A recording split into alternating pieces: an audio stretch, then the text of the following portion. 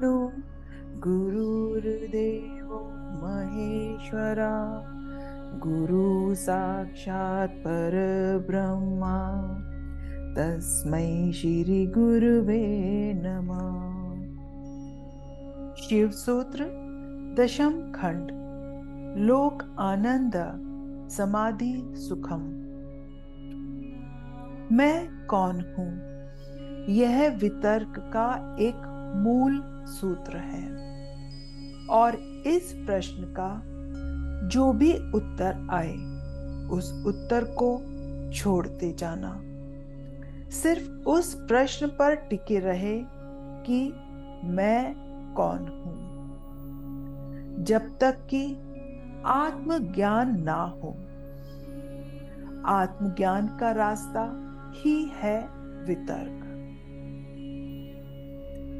बुद्धिजीवियों के लिए एक सूत्र दिया है शिवजी ने, वितर्क आत्मज्ञानम, अर्थात पहले चित्त से आत्मज्ञान, उसके बाद समाधि सुख।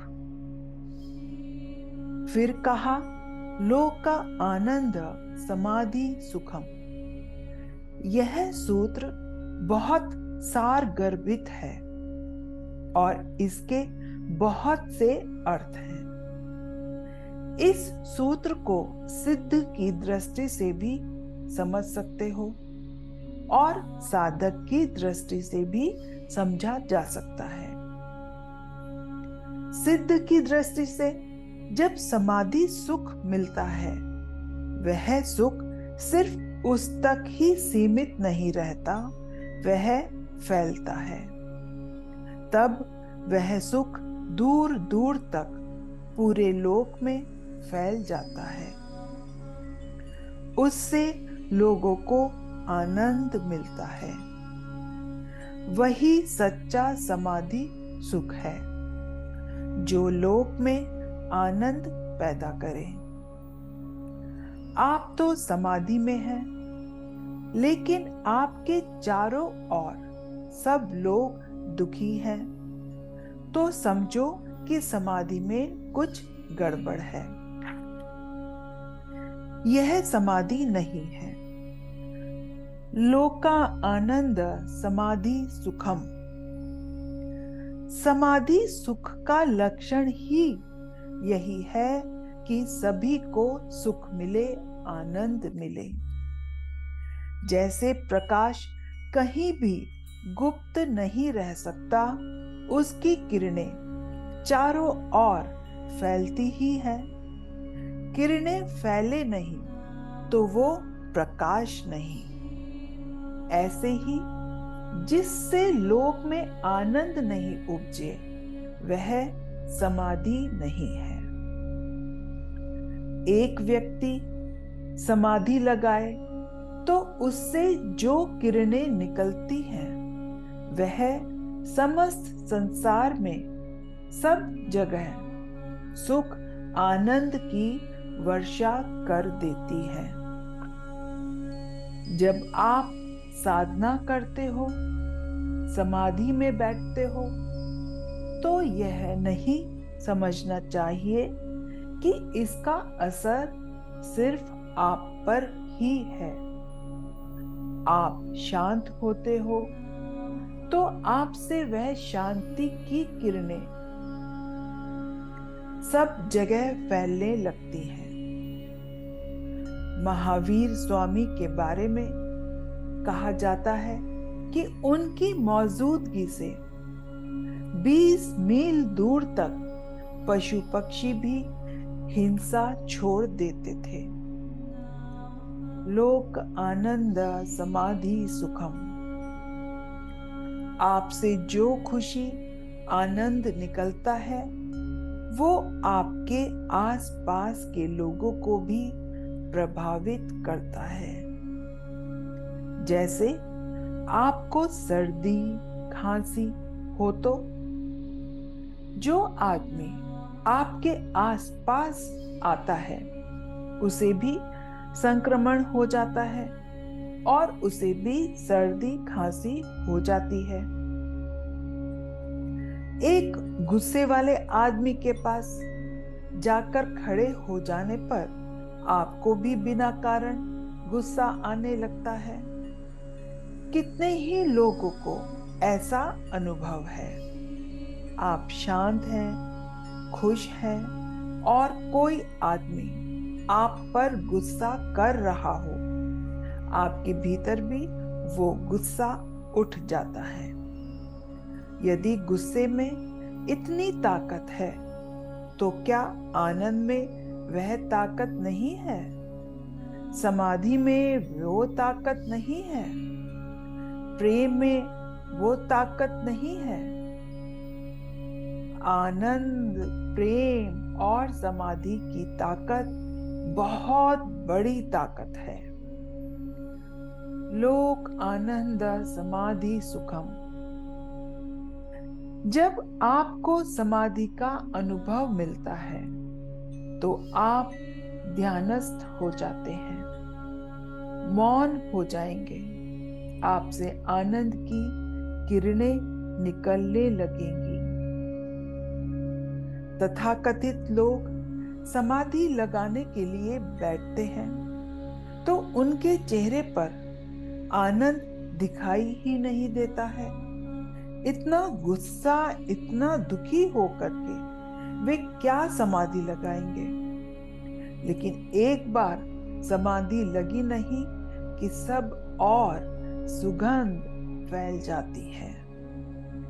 दूसरे शब्दों में देखो तो इसका एक अलग ही अर्थ दृष्टिगोचर होता है। इस संसार में सभी आनंद पाना चाहते हैं। जो भी काम करते हैं वो खुशी के लिए करते हैं, खुशी प्राप्त करने के लिए करते हैं। जाने अनजाने उनकी तलाश सुख के लिए है, आनंद के लिए है।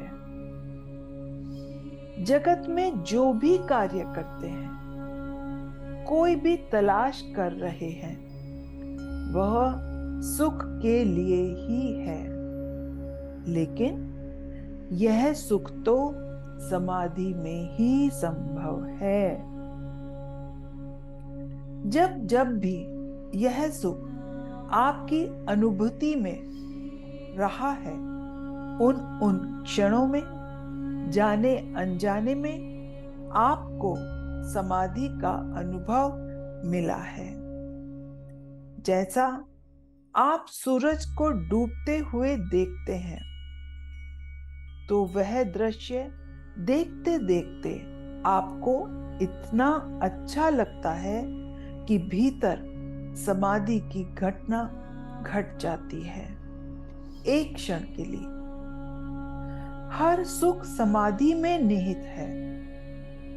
कहते हैं सर्वे पदा हस्ति पदे निमग्नम।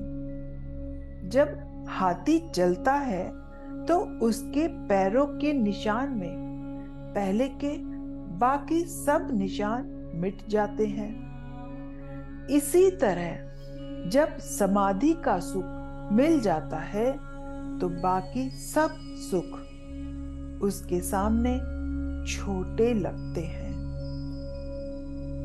लोग कहते हैं कि इस सुख को छोड़ो और दूसरे सुख की ओर जाओ। होना तो ये चाहिए कि लोक के सुखों को छोड़ो और समाधि के सुखों की ओर जाओ। समाधि के सुख की एक झलक भी प्राप्त हो जाए तो बाकी संसार के सारे सुख उसके सामने फीके लगने लगते हैं। जब दिन होता है, सूरज उदय हो गया हो, तब कोई यह नहीं कहता कि मोमबत्ती को बुझा दो ताकि मैं सूरज को देख सकूं। जब सूर्य उदय हो गया तब उसका प्रकाश, उसका सुख इतना अधिक होता है कि एक छोटी सी मोमबत्ती जले ना जले उससे क्या फर्क पड़ता है? लोक आनंद समाधि सुखम, अर्थात समस्त लोक में आनंद का प्रसारण होना। एक व्यक्ति में समाधि घटती है तो उससे अनेक लोगों को आनंद मिलता है। सभी को समाधि लग जाए यह आवश्यक नहीं है।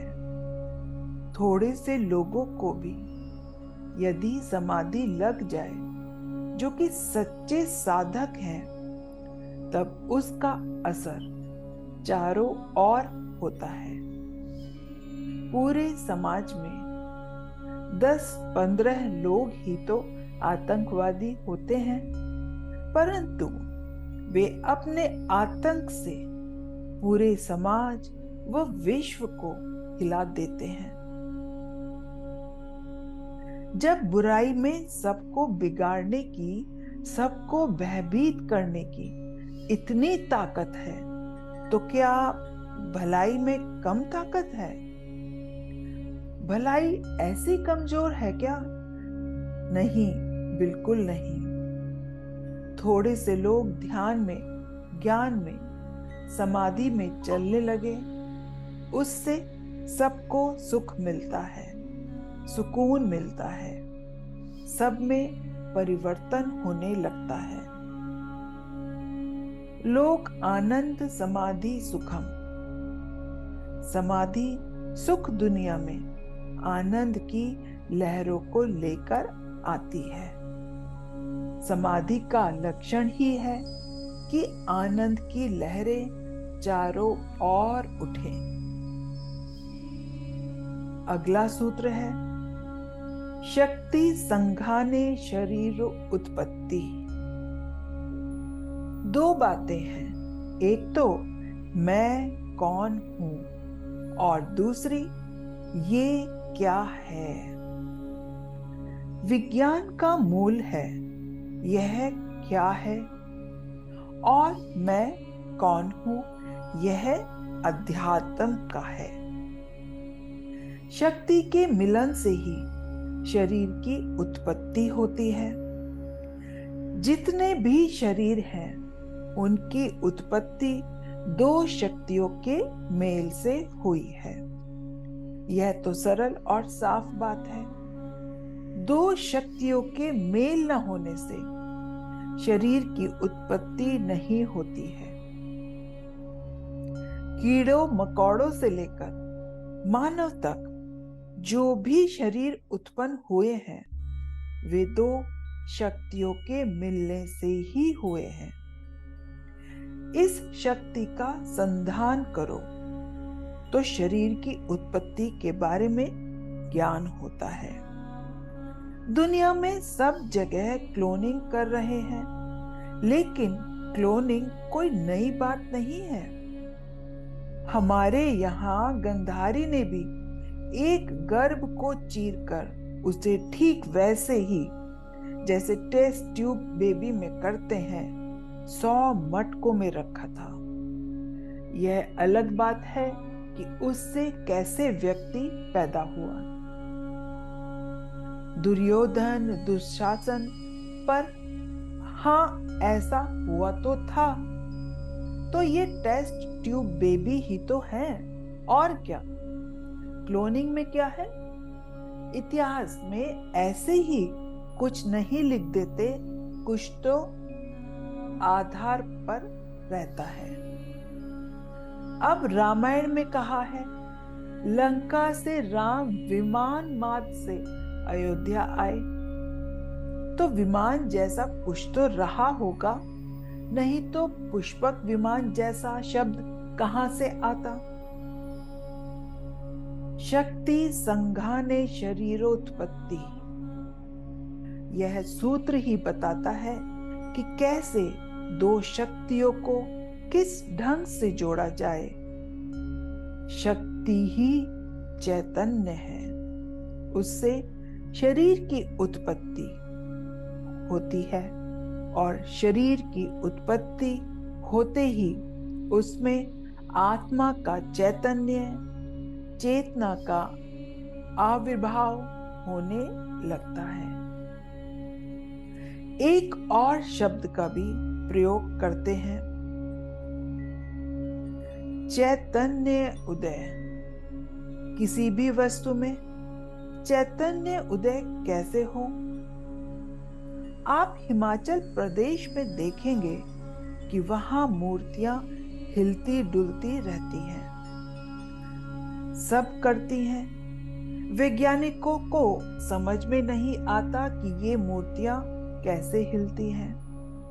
वे उसे कुछ जादू टोना समझते हैं, लेकिन ऐसा नहीं है। उनमें चैतन्य उदय किया गया है, प्राण प्रतिष्ठा की गई है, चैतन्य का आह्वान किया गया है। यह एक बहुत बड़ा विज्ञान है। पत्थर की और पंच धातु की बनी मूर्तियां हिलती हैं, प्राण शक्ति का संचार होता है उनमें। चैतन्य को कैसे प्रकट करना, यह प्राण विद्या है। दो बराबर की शक्तियों के मिलन से इसी तरह से शरीरों की उत्पत्ति होती है। पुरुष और स्त्री दोनों समान हैं। मिलते हैं अगली वीडियो में, एकादश खंड में। ओम नमः शिवाय।